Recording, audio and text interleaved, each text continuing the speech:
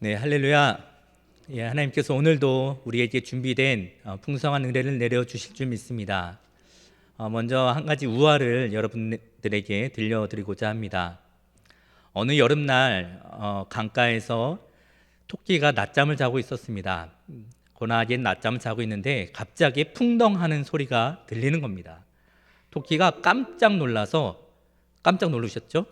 깜짝 놀라서 도망가기 시작을 합니다. 막 뛰기 시작을 합니다. 그 모습을 본 노루가 옆에서 보고 이것은 분명히 무서운 짐승이 나타난 게 틀림이 없구나. 같이 뛰기 시작을 합니다. 그 모습을 본 여우가 또 달립니다. 그리고 또 누가 달릴까요? 기린도 달립니다. 그리고 늑대도 달립니다. 그리고 나중에 코끼리마저 모두가 다 달려가니까 큰일이 난 줄 알고 열심히 달립니다. 그렇게 동물들의 엄청난 달리기가 시작이 됐습니다. 아무도 이유를 모른 채 열심히 달립니다. 내가 더 빨리, 더 멀리 달리고자 죽을 힘을 당해서 달리기 시작을 합니다. 그렇게 얼마간의 시간이 지났을까? 뒤에 가던 코끼리가 늑대에게 물었습니다. 늑대야, 대체 무슨 일인데 우리가 이렇게 뛰고 있는 거지? 나도 몰라. 나도 그냥 기린이 뛰길래 나도 그냥 뛴 거야. 기린한테 물으니까 여우가 뛰길래 계속 물어서 결국 토끼에게까지 이르렀습니다. 토끼에게 물었습니다. 대체 무슨 일이 일어났던 거야? 어떤 짐승이 쫓아오고 있는 거야? 물었더니 나도 모르겠어. 그냥 자고 있는데 큰 소리가 나서 놀라서 뛰어간 거야. 그래서 동물 친구들은 다 같이 토끼가 자고 있었던 강가로 갔습니다. 그곳에는 그들이 생각했던 그런 무서운 짐승은커녕 단지 물 위에 떠 있는 야자나무 열매만 있었습니다. 그 열매 때문에 모두가 다 놀라서 뛰었던 것이지요. 아무런 이유도 몰랐습니다. 그냥 열심히 뛰니까 뛰었습니다. 이것처럼 많은 사람들이 정신없이 바쁜 삶을 살아가고 있습니다. 그리고 그렇게 옆 사람이 뛰니까, 옆 사람이 그렇게 열심히 무엇인가를 하니까 가만히 있으면 뒤처질 것 같은 불안함에 나도 열심히 합니다. 그래서 대체 무엇을 위해서 그렇게 열심히 하느냐고, 대체 무엇을 이루기 위해서, 무엇을 향해서 그렇게 달려가고 있느냐고 물으면 선뜻 대답하지 못합니다. 여러분은 지난 한 주간 또 오늘 무엇을 위해서 그렇게 힘들게 또 열심히 살아오셨습니까? 그리고 어떤 가치를 얻기 위해서 우리가 살아가고 있는 것입니까? 오늘 이 말씀을 통해서 다시 한번 우리의 삶이 무엇을 위해서 살아가고 있는지, 무엇을 위해서 우리가 달려가고 있는지를 생각해 보는 은혜가 있기를 원합니다. 세상 학문은 사람이 무엇을 위해서 살아가고 있는지에 대한 많은 연구를 했습니다. 사람을 이끌고 가는 것이 무엇인지에 대한 연구를 많이 한 것 중에 하나, 매슬로우의 욕구 이론이라는 것이 있습니다. 아마 들어보신 분도 있을 겁니다. 인간의 욕구를 계층화해서 단계별로 정리한 것입니다. 첫 번째는 생리적인 욕구로 정의를 했습니다. 기본적인 의식주에 대한 것들이지요. 그리고 이것들이 해결이 되면 안전에 대한 욕구, 그리고 누군가에게 인정받고 싶은 욕구, 어디에 소속되고 싶은 욕구, 그리고 자아 존중, 그리고 자아 실현에 이르기까지 그런 욕구들에 의해서 사람은 이끌려서 살아간다라는 것입니다. 이것은 다른 모든 학문들을 봐도 명칭은 다르고 서로 초점은 다를지라도 목적은 같습니다. 인간을 이끌어가는 욕구와 어떠한 것이 있다라는 겁니다. 인간은 그것에 이끌려서 살아간다라는 것이지요. 그러나 오늘 성경은 세상의 욕구와 그런 가치에 이끌려 살아가지 않고 전혀 다른 가치에 붙잡힌, 그리고 그 가치를 위해서 달려갔던 한 사람을 우리에게 소개시켜주고 있습니다. 바로 사도 바울입니다. 사도 바울은 밀레도에서 에베소 교회 장로들을 초청하여서 이른바 고별 설교를 합니다. 마지막으로 그들에게 말씀을 전하는 것이지요. 이 설교를 통해서 사도 바울은 에베소 장로들에게 말씀을 합니다. 내가 예루살렘으로 올라가게 될 터인데 그곳에서 성령님께서 내게 말씀하여 주시기를, 그곳에 가면 나를 기다리는 고난과 결박이 있다고 합니다. 내가 복음을 전하러 예루살렘에 올라가는데 그곳에는 결박과 환난이 나를 기다린다고 합니다 라고 말을 합니다. 여러분, 이러한 사도 바울의 상황이 이해가 되십니까?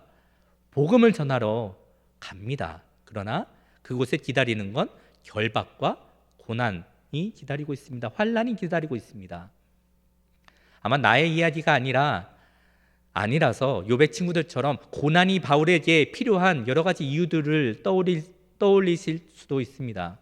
그러나 한번 저와 여러분의 이야기라고 한번 생각해 보시지요. 우리가 요즘 다음 주 전도주의를 맞이하여서 태신자를 마음에 품고 전도를 하고 있습니다. 복음을 전하고 있습니다. 태신자에게 복음 영상을 보내고, 그리고 부드러운 말투로 전화도 하고, 또 태신자의 마음을 얻기 위하여서 자그마한 선물도 준비를 합니다. 자, 그런데 태신자로부터 돌아오는 반응은 다시는 연락하지 말아라 라는 쌀쌀한 태도와 또 비웃음 뿐이라면, 여러분들은 그래도 그 태신자를 마음에 품고 여전히 복음을 전하시겠습니까? 아니면 아직 이 사람은 복음을 받아들일 준비가 되지 않았어, 그러니 다음에 언젠가 기회가 되면 해야지라고 태신자 명단에서 지워버리시겠습니까? 저도 태신자를 마음에 품고 전도 영상을 보냈습니다. 아마 저도 알지 못했지만 전도 영상을 보내면서 기대했던 반응은 이렇게 나를 생각해주고 이 영상을 보내줘서 참 고맙다라는 그러한 답변을 기대했나 봅니다. 그런데 저한테 돌아온 답변은 그런 건 아니었습니다. 나는 이런 기독교 영상 보는 게 정말 역겨우니 다시는 보내지 말라라는 것이었습니다. 참 당혹스럽기도 하고 어떻게 답변을 보내야 될지 생각이 나지 않았습니다. 하나님이 원하시는 복음을 전하는데 내가 기대했던 반응과는 전혀 다른 상황들이 내 삶에 펼쳐지고 있습니다. 사도 바울이 그러한 상황입니다. 아니, 사도 바울은 이것과는 비교할 수 없을 큰 환난과 결박과 고난이 그를 기다리고 있었습니다. 실제로 그는 그 고난 때문에, 그 환난 때문에 죽을 수도 있는 일이었습니다. 그런데 감사하게도 예루살렘에 올라가기 전에 미리 하나님께서 성령을 통하여 바울에게 말씀해 주셨습니다. 그렇다면 여러분들은 어떤 생각을 하시겠습니까? 그래, 이건 내가 지금 예루살렘에 올라가서 결박당하고 잘못하다가 죽을 수도 있잖아. 그렇게 되면 복음을 전하지 못할 텐데, 그러면 지금은 올라가지 말고 나중에 상황을 봐서 올라가면 그게 더 좋겠다. 꽤 합리적이고 효율적인 생각입니다. 그러나 바울은 예수님께 받은 사명, 곧 은혜의 복음을 증언하는 일을 마치려 하면은 자신의 생명조차 조금도 귀한 것으로 여기지 않는다라고 담대히 선포합니다. 이 세상에서는 생명이라는 가치를 가장 귀하게 여깁니다. 그래서 이 세상에서 이야기되는 모든 대화의 주제는 이 생명을 어떻게 이 땅에서 잘 유지할 것인가에 대한 것입니다. 이것에서 벗어나지 않습니다. 그래서 생명을 잘 유지하고 잘 살아야 되기 때문에 우리에겐 건강이 필요하고, 건강을 유지하기 위해서는 수준 높은 의식주가 필요합니다. 그것을 얻기 위해서는 우리에겐 많은 돈이 필요합니다. 그리고 그 돈을 벌기 위해서 우리가 교육이 필요하고, 또 돈을 더 많이 증식시킬 재테크에 관심이 쏠리게 됩니다. 그리고 나뿐만 아니라 우리 자녀에게까지 그러한 삶을 물려주기 위해서 또 안간힘을 쓰게 되지요. 그렇게 점점 육체의 생명이라는 가치에서 파생된 여러 가지 모습들이 삶의 목적이 되어 버렸습니다. 그리고 많은 사람들은 그것을 위해서 살아갑니다.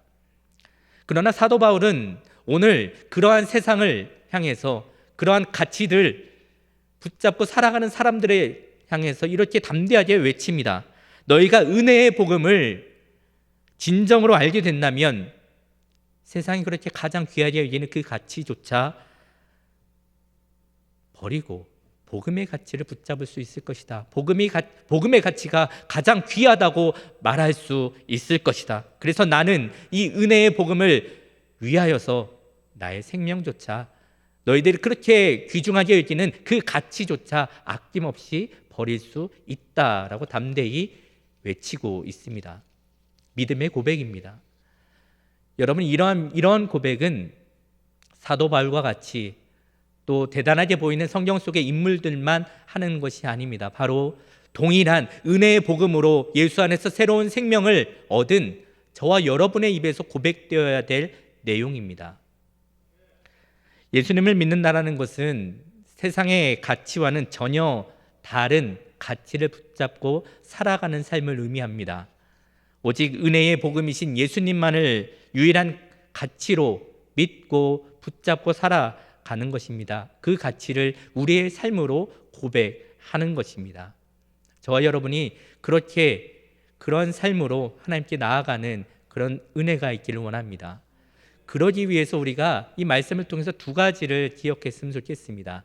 첫 번째는 무엇이냐면 우리는 사명으로 살아가는 존재라는 사실입니다. 우리에게는 세상 대부분 사람들이 살아가는 방식이 아닌 우리들에게 주신 삶의 방식이 있습니다. 그것이 곧 우리의 사명입니다. 사도 바울에게 주신 사명이 있습니다. 그것은 무엇이냐면 바로 그 은혜의 복음을 증언하는 것이었습니다. 그리고 그것은 사도 바울에게 뿐만 아니라 은혜의 복음으로 새로운 생명, 영원한 생명을 얻은 모든 이들에게 해당하는 말입니다. 그러니 이 자리에 모여서 또 지금 영상으로 함께 예배를 드리고 있는 저와 여러분들도 마찬가지로 은혜의 복음을 증언해야 하는 사명이 있습니다. 단 한 사람도 예외가 없습니다. 이 말을 들으니 왠지 마음에 부담감이 생기시나요? 마스크를 쓰고서라도 저 아프리카 오지에 가야만 할 것 같은 그런 부담감이 생기십니까? 물론 그런 모습도 있지만 꼭 그런 모습만 있는 건 아닙니다.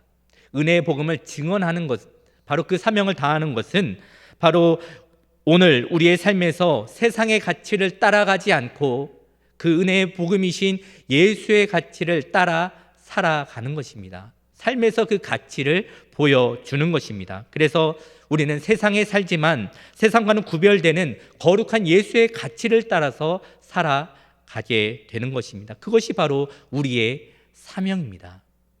그러기 위해서 우리는 그 복음이신 예수님을 더 잘 알아야 합니다. 우리에게 주신 은혜의 복음이 무엇인지를 잘 붙잡아야 합니다.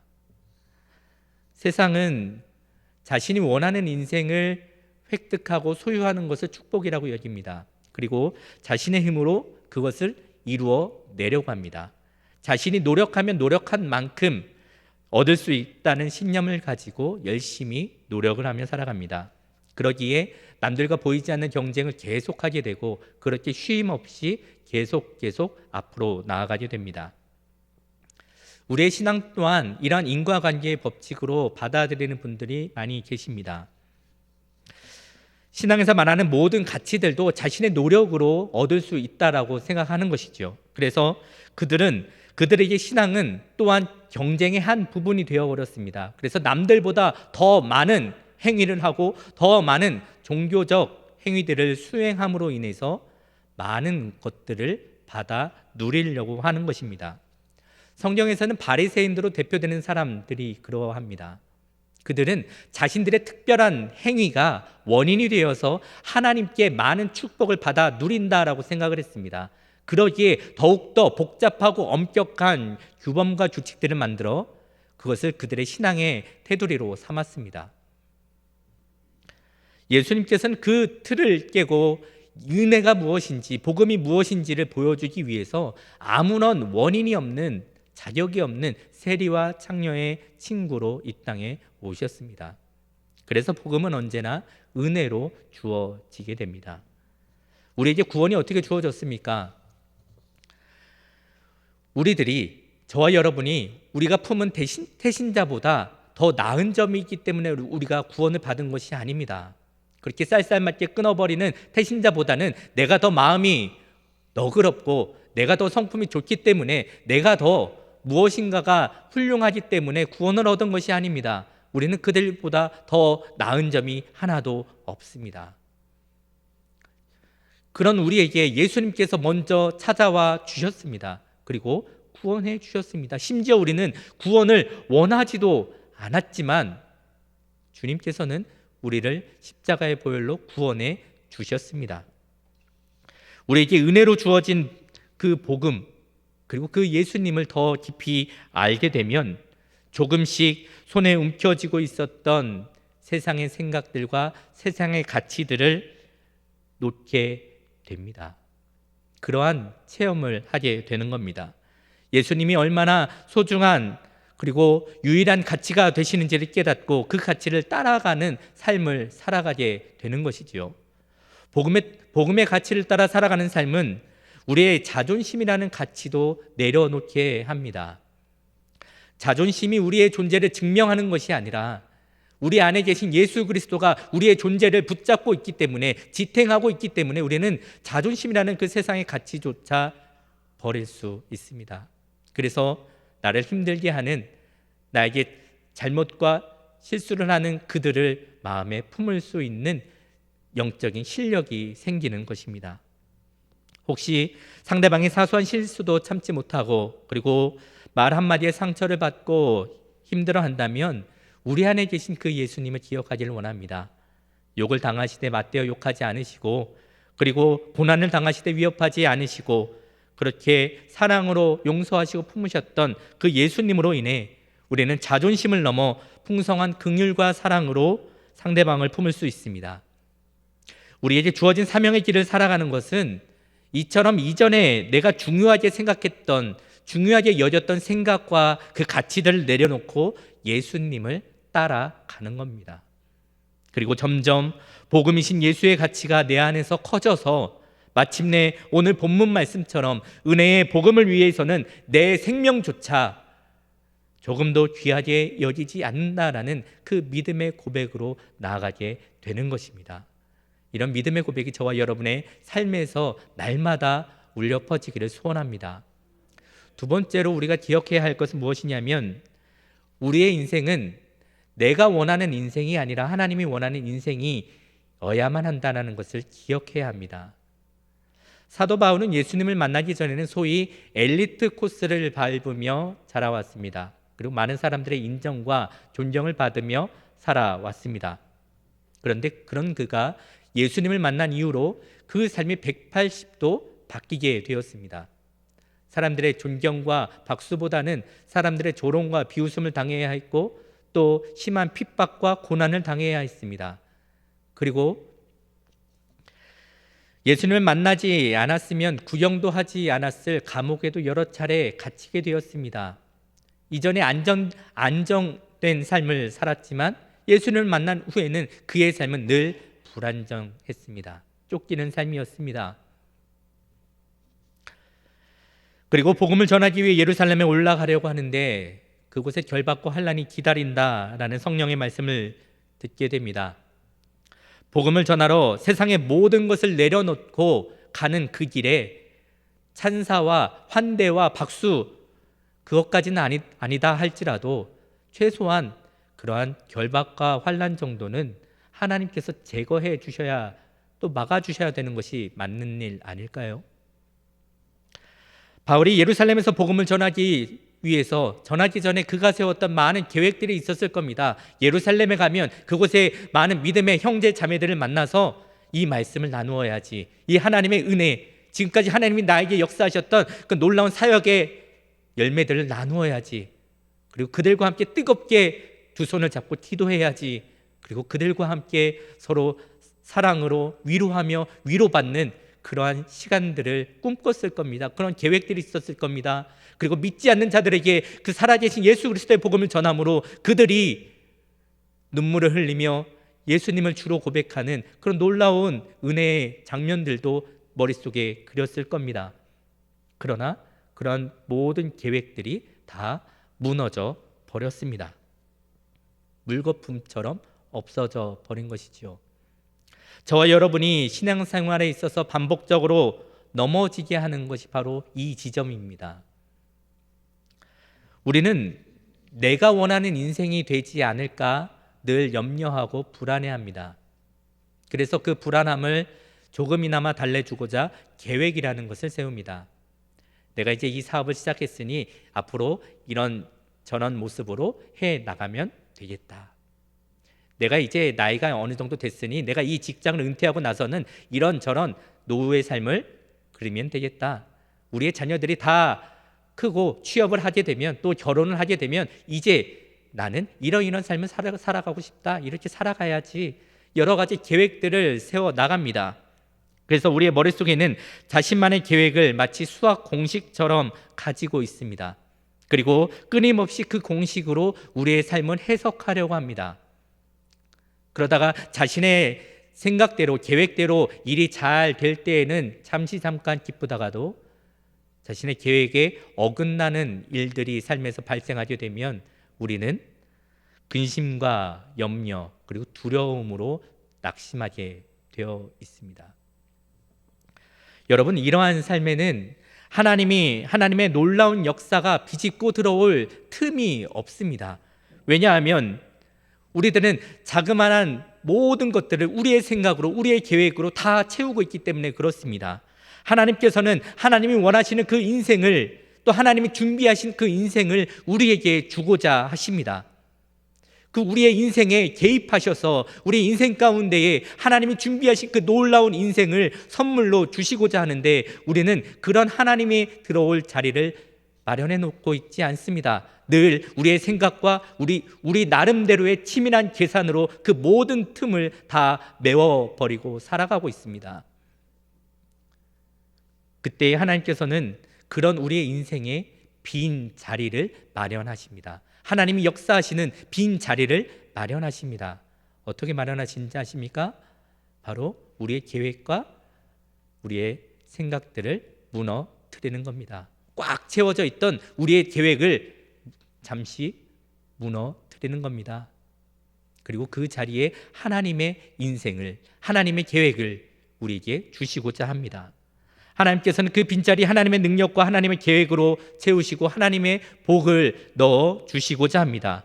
그러나 우리는 그 빈틈을 받아들이기가 참 힘듭니다. 내 계획이 좌절된, 늘 이렇게 촘촘히 짜여서 그렇게 한 걸음 한 걸음, 한 계단 올라가야 될 것만 같은 내 인생에 한 계단이 없어진 것을, 한 빈틈이 생긴 것을 우리는 받아들이지 못합니다. 우리는 그 빈틈을 누리는 훈련을 받은 적도 없고, 그리고 세상은 그 빈틈을 반드시 다른 무엇인가로 채우려고 혈안이 되어 있기 때문에 그렇습니다. 여러분의 인생 계획은 어떻습니까? 그리고 여러분 자녀에 대한 여러분의 생각과 그 계획은 어떻습니까? 잘 되어가고 있습니까? 혹시 그 계획에서 벗어나는 일들을 경험하고 계신다면 내 계획이 빠져나간 그 자리를 습관처럼 다른 계획으로, 아니면 근심과 염려로 채우는 그 시도를 그치고 그 빈자리를 하나님께 내어드리십시오. 하나님이 역사하실 수 있는 그 공간을 하나님께 드리십시오. 그 내 계획과 내 생각이 썰물처럼 빠져나간 그때가 하나님을 온전히 경험할 수 있고, 하나님의 능력을 온전히 체험할 수 있고, 하나님의 나를 향한 그 놀라운 계획을 깨달을 수 있는 유일한 순간입니다. 저에게도 하나님을 깊이 경험하고 만났을 때는 바로 나의 계획, 나의 생각이 무너졌을 바로 그때입니다. 내 인생에 빈틈이 생겼을 그때입니다. 부교역자로서 사역을 하게 되면 늘 마음 한켠에는 다음 사역지에 대한 부담감이 자리 잡고 있습니다. 그래서 늘 이 정도 됐으면, 내가 어느 정도가 되면 이런저런 사역의 열매가 있어야 되고, 또 나의 모습은 최소한 이 정도의 모습은 갖추어져야 될 것만 같은데, 그래야만 또 그 다음 길로 한 걸음 더 나아가야만 될 것 같은데, 어느 순간 그 모든 것들이 나에게 있지 않음을 깨닫게 됩니다. 보게 됩니다. 내 계획에 빈틈이 생겨버린 겁니다. 내가 한 걸음 한 걸음 걷고 있는데 마치 막다른 길에 온 것만 같습니다. 그래서 그런 상황에서 낙심이 되기도 하고 앞이 보이지 않아 절망하기도 합니다. 그리고 내가 왜 이 길을 들었었을까 하는 후회도 들기도 합니다. 그렇게 채워지지 않는 그 빈틈을 부여잡고 눈물을 흘릴 때면, 그때서야 비로소 하나님의 은혜가 그 틈 사이로 스며들기 시작을 합니다. 내 인생은 내가 원하는 인생이 아니라 하나님이 원하는 그 인생이 되어야 함을, 그리고 하나님께서는 그렇게 나의 인생을 한 걸음 한 걸음 인도해 주셨음을 깨닫게 됩니다. 그리고 세상이 줄 수 없는 참된 평화를 그 순간에 느끼게 되지요. 그렇게 하나님은 믿는 자의 자녀 삶 속에 하나님의 자리를 조금씩 넓혀 가고 계십니다. 여러분, 하나님께서 우리 인생에 그 빈틈을 내실 때에 잠잠히 그 자리에 머무시기를 바랍니다. 조바심이 그 자리를 밀어내려 할지라도, 그리고 내 안에 많은 욕심들이 내 안을 혼란스럽게 할지라도 내 인생은 하나님이 원하시는 그 인생이 되어야 함을 여러분의 입술로 고백하십시오. 그 인생의 길에서만 우리는 참된 행복과 만족을 누릴 수 있습니다. 사도 바울은 예루살렘에서 그의 계획과 다른 환난과 또 결박을 기다린다라는 이야기를 들었습니다. 그러나 그는 당황하지 않고 담대히 그 길을 나갔습니다. 그에게 예루살렘은 고통의 장소가 아니라 피하고 싶은 그런 장소가 아니라 바로 하나님의 역사를 생생하게 체험하는 장소이고, 그리고 하나님께서 주시는 풍성한 위로와 평안을 누리는 은혜의 장소였기 때문입니다. 그렇게 자신의 계획과 생각이 빠져나간 자리에 하나님의 능력과 계획이 채워짐을 점점 경험하며 사도 바울은 마침내 자신의 생명의 가치보다 더욱 귀한 복음의 가치를 고백하는 그러한 믿음의 사람이 되었습니다. 우리의 인생은 복음이신 예수님을 드러내며 내가 원하는 인생이 아닌 하나님이 원하시는 인생의 모습이 되어야 함을 우리가 꼭 기억을 해야 합니다. 그래서 갑작스럽게 찾아온 인생의 빈틈에도 당황하지 않고 도리어 그 빈자리를 채우실 하나님의 역사를 기대하는 믿음으로 승리하기를 원합니다. 오늘 사도 바울의 입을 통해 들려주시는 위대한 믿음의 고백, 그리고 은혜의 복음을 전하기 위해 세상의 모든 가치들을 조금도 귀하게 여기지 않고 예수님만을 붙잡고 달려가는 그 승리의 모습이 우리의 삶에서도 넘쳐나기를 축복합니다. 이것이 우리가 달려갈 삶의 길이며 사명입니다. 기도하겠습니다. 하나님, 우리의 삶에 세상의 낡은 가치들이 무너지고 복음이신 예수의 가치가 점점 분명하게 새겨지게 하여 주시옵소서. 그리하여서 예수님을 따라가는 삶이 되게 하여 주옵소서. 우리의 삶에서 우리의 계획과 생각을 허무시고 그 빈자리를 통해 역사하시는 하나님의 능력과 섭리를 기대하는 믿음을 더하여 주옵소서. 그리하여서 우리가 원하는 인생이 아닌 하나님이 우리에게 원하시는 그 인생을 기쁨으로 살아내게 하시고 우리에게 주어진 인생의 길을 믿음으로 달려가는 주님의 자녀들이 다 되게 하여 주옵소서. 예수님의 이름으로 기도합니다. 아멘.